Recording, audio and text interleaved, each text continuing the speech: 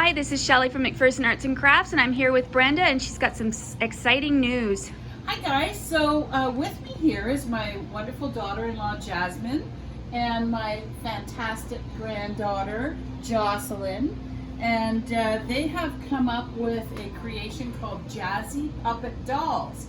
So in collaboration with some of the products that we've brought in, the vinyl doll parts, Jasmine has come up with a pattern to make a puppet doll out of it.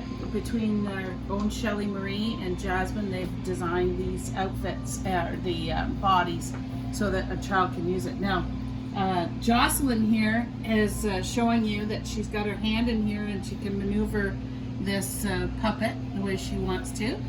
And Jasmine is actually Spanish speaking, so it's perfect timing for the Valencia doll show. We can have her explain a little bit and in Spanish.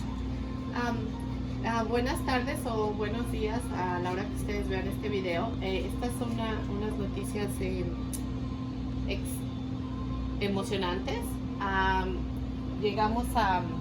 Inventamos este puppet, que es